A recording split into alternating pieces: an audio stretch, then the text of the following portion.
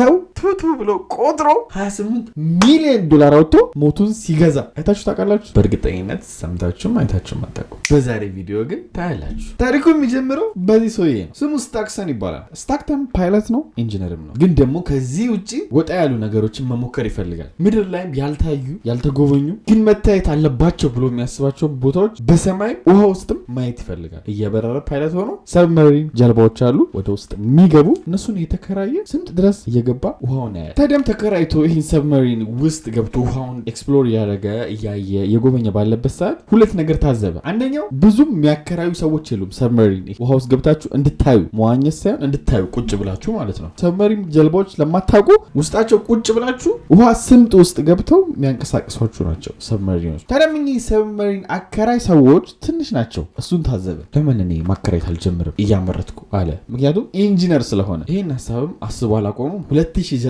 ላይ ወደ ስራ ገባ። ኦሽን ጌት የሚባል ካምፓኒ ከፈተ፣ ሰብመሪን የሚያከራዩ ማለት ነው። ጊዜም አልፎ ነገሮችን አቀናጅቶ ምናምን 2016 ላይ ቱሪስቶችን በሰብመሪን እያደረገ ወደ ውስጥ ይዞ መግባት ጀመረ። እስፔሻሊ ደግሞ ጣሊያን ውስጥ የሰመጠች መርከብ አለች ታሪካዊ። እሷን ለማየት ቱሪስቶች ይፈልጋሉ። እታች ይዟቸው ይገባና ያስጎበኛቸዋል ማለት ነው። ይሄ ለሱ ግን በቂ አልነበረም። እሱ ትኩረት መሳበን በጣም ይፈልጋል። ዓለም ላይ የማይሞከሩ በጣም ስምጥ የሆኑ ባህር ውስጥና ሐይቅ ውስጥ ያሉ ነገሮች ላይ ለመግባት አሰበ። በጣም ስምጥ። ይህን ነገር የሚያሰበ አንድ ነገር ትዝ አለው። የታይታኒክ መርከብ። የታይታኒክ መርከብ በጣም ስምጥ ነው። በሜትር ወደ 3800 ይሆናል ወደ ታች ስምጠቱ ማለት ነው። ታይታኒክ መርከብ ያለበት የተሰባበረው ስበባሪው ምናምን። የሰው ልጅ ደግሞ የሆም ፕሬሸር ተቋቁሞ ወደ ውስጥ መስመጥ የሚችለው ያለምንም ጊር ወይም ደግሞ ኦክሲጅን ላይ ሳይደረግላችሁ መተንፈሻ ምናምን ሳይደረግላችሁ ቢያንስ አሪፍ በጣም ጎበዝ ዋናተኛ ከሆናችሁ 6 ሜትር ነው። 6 ሜትር። እዛ ጋር ታይታኒክ ስንት ሜትር ነው ወደ ታች ሰምጧል ያልኳችሁ? 3800 ሜትር ነው ወደ ታች የሰመጠው። እሺ የሰው ልጅ ደግሞ በጣም በቃ ተራቆ አሁን ያሉትን የመዋኛ ነገሮች ተጠቅሞ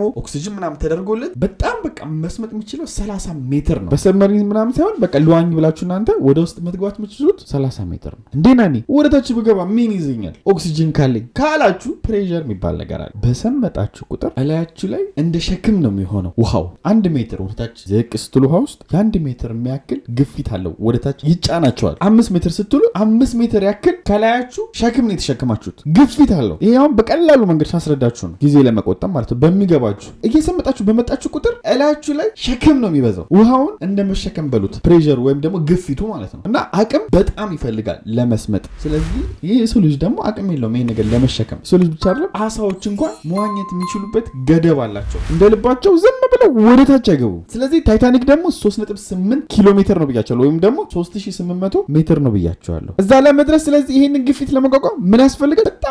በጣም ጠንካራ የሆነ ቁስ ወይም ማቴሪያል ያስፈልጋል፣ ይሄንን ግፊት የሚቋቋም ማለት ነው። እና ስታክተን እዛ የሚደርስ ሰብመሪን እንደ ቀላል ነው ይሰራል ብሎ አሰበ። ወደ ዲዛይንም ገባ። ይሄን ነገር ዲዛይን ሲያደርግ ኢንጂነር ነው ብያቸዋለሁ። የሆነ በቃ እዚህ ጋር እንደምታያቸው ሰብመሪኖች ትልልቅ ብዙ ወጪ የሚያስወጣውን ነገር አይደለም መስራት የፈለገው። በቃ በትንሽ ብር ቀለል ያለ ነገር ነው መስራት የፈለገው። ይሄም ነገር ብዙ ጊዜም አልወሰደበትም ነበር። ወዲያው ሰርቶ ጨረሰው። ይሄንን የመሰለ ሰብመሪን ማለት ነው። አይታችሁትም ሊሆን ይችላል ከዚህ በፊት በጣም ዜና ላይም ምንም ላይም ስለዚህ ታሪክ ስለተወራ። ኢቭን መቆጣጠሪያው እዚህ ጋር የምታዩት ሪሞት ነች። የሆነ የጌም ሪሞት ነው ይመስለው። በዚህ ነው የሚነዳው። ታዲያም ሁሉን ነገር አስተካክሎ ከጨረሰ በኋላ ይሄን ሰብመሪን ታይታን ብሎ ሰየሙ። ታይታን ማለት ለማታውቁ ሰዎች የሆነ የግሪክ ሰዎች አምላኮቻቸውን ታይታንስ እያሉ ነው የሚጠሩት እና የሆነ በቃ ኃይለኛ ፓወርፉል የሆነ ነገር እንደማለት ነው ታይታን ማለት እና እሱም ይሄንን ሰብመሪን ኃይለኛነቱን ለማሳወቅ ታይታን ብሎ ሰየሙ ማለት ነው። ወደ ቴስትም ተገባ። ውስጡ ማንም ሳይገባ ውሃ ላይ ለቀቁት። ይሄንን ቴስትም አለፈ። ደስ አለ። በቃ ህልሜ ሊሳካልኝ ነው ምናምን ብሎ አሰበ። 3800 ሜትር ወደ ሰመጠችው ታይታኒክ ለመሄድ ማለት ነው። ይሄንን ነገር ያየ ግን ሰራተኛ ነበረ እዛ ኦሽን ጌት ውስጥ የሚሰራ ዴቪድ ይባላል። ዴቪድ እዚህ ስራ ውስጥ በጣም ትልቅ ተሳትፎ አድርጓል። ታይታንም ደግሞ ለሙከራ ተብሎ ውሃ ውስጥ ተለቆ ድጋሚ ሲመጣ ውሃ ወደ ውስጥ እንደሚያስገባ ክፍተት እንደፈጠረ ምናምን አይቷል። እናም እኚህ ነገሮች በጣም መሰረታዊ የሆኑ ችግሮች ናቸው ብሎ ወደ ኦሽን ጌት ዋና አስተዳደሩ ይሄድና ይናገራል። በዛ ላይ ደግሞ የበለጠ እርግጠኛ ለመሆን አሜሪካ ውስጥ እንደዛ ነገር ስታመርቱ ሰርተፊኬት የሚሰጣችሁ ይሄ ነገር ይሆናል አይሆንም የሚላችሁ ድርጅት አለ በመንግስት ደረጃ። እዛ ይታይ ቼክ ይደረግ ሴፍቲ ውስጥ። ስታክሰን ይሄን ሲሰማ ይሄ እሱ አያስፈልግም እንደውም አንተ ተባራል ይለውና ይሄንን ሰውዬ ያባራል። በዚህ ሰዓት ስታክሰን ያሰበው ምንድነው እንደዚህ አይነት ስህተት የሚፈጠረው ከሰብመሪን በሚያሽከረክሩ ወይም ደግሞ በሚቀስፉ ካፕቴኖች ምክንያት ነው እንጂ ከእቃው አይደለም ብሎ ስላሰበ ማለት ነው በጊዜው። በዛ ላይ ደግሞ ስታክሰን ይሄን ነገር ሲሰራ ጠያቂ እንዲኖርበት አልፈለገም። እሱንም ያባረረው ለዛ ነው። አንዳንዴ መስሪያ ቤቶች ውስጥ በቃ ዝም ብላችሁ እሺ እሺ አሪፍ ምናምን እንድትሉ ነው የሚፈልገው። ይሄ ነገር ትክክል አይደለም እንድትሉ አይፈለግም። ስብሰባ ይላሉ፣ ግን ስብሰባው እንድታዳምጡ ነው እንጂ እንድትወያዩ አይደለም። የሚጠይቃቸውን ይሄ ነገር ልክ አይደለም የሚላቸውን አይፈልጉም። እንድትሰሟቸው የሚፈልጉ አይነት ሰዎች ነው ስታክሰን ማለት። አሁን እዛ ድርጅቱ ላይ እሱ ይሄ ልክ አይደለም የሚለው ማንም የለም። እንደውም ራሴ ውስጥ ገብቼ ቼክ አደርጋለሁ ምን ያክል ስምጥ እንደሚሄድ ብሎ የመጀመሪያው ሙከራ አደረገ። በዚህ ሙከራም ወደ ውስጥ ሰመጠ። ወደ 3000 ሜትር ያክል ወደ ታች ገባ።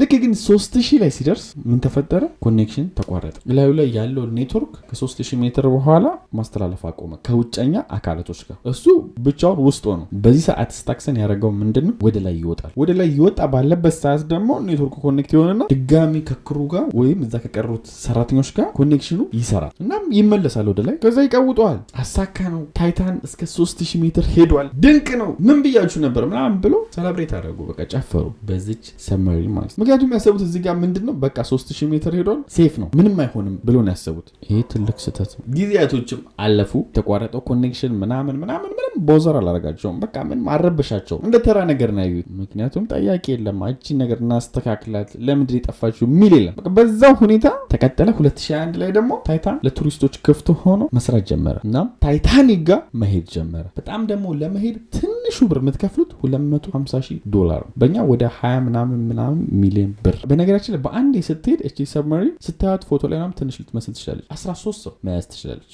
ጉዟቸውም አብዛኛው ተሳክቷል። ታይታኒክን እየሄዱ እያዩ ይመጣሉ።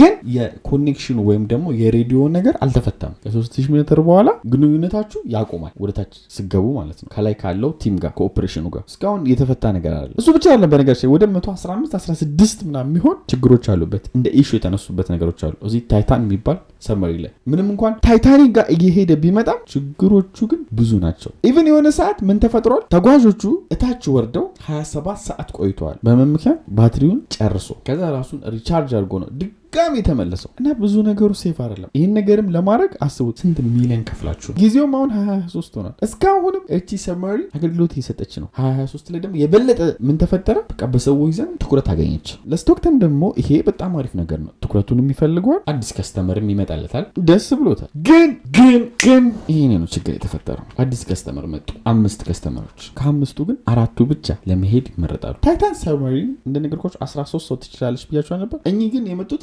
ቢሊዮነር ናቸው። ሰምታችሁኛል? ሚሊዮነር ምናምን አይደለም፣ ቢሊዮነር ናቸው። እና እኛ ብቻ መሄድ የምንፈልገው እነሱን ከበር እናደርጋለን አሉ። በነገራችን ላይ ከሚሄዱት መሀል አባትና ልጅም አሉ። ቢሊዮነር አባትና ልጅ። አንድ ደግሞ ስለ ታይታኒክ መርከባ ማጥናት የሚፈልግ ሰው አለ። ሌላኛውም እንደነሱ ቢሊዮነር ነው። ጉዟቸውንም ጀመሩ። ስቶክሰን አብሯቸዋለ። እስከ ተወሰነ ሰዓት ነገሮች ቆንጆ ነበሩ። ኮኔክሽናቸውም እየሰራ ነበር። አሪፍ ነው ምናምን እያሉ ውጭ ካሉ ኦፕሬተሮች ጋር እየተነጋገሩ ነው። ግን የሆነ ሰዓት ድርግም ብሎ መብራት ይጠፋል። ሰብመሪን ውስጥ ማለት ነው። ከዛስ ይህ ሰብመሪን ዝም ብሎ ወደታች እንዲሞረድ ይጀምራል። ፓወሩ በጣም መሰረታዊ ነገር ነበረ። ምክንያቱም ስቶክሰን በሪሞት ኮንትሮል እያደረገ አካሄዷን ይቆጣጠረው ነበር። አሁን ግን ዝም ብሎ ነው እየወረደ ያለው። ይሄም ሂደት የቀጠለው መብራቱ ጠፍቶ ለ60 ሰከንድ ነው። ውስጥም ሆኖ ደንግጠዋል። ለምን ፓወሩ እንደጠፋ ከሰብመሪኑ አያውቁም። ሊሞቱ እንደሆነም ምንም ሊሆኑ እንደሆነ አያውቁም። ብቻ ግራ ገብቷቸው ባለበት ሰዓት እቺ ሰብመሪን ብላ ትፈነዳለች።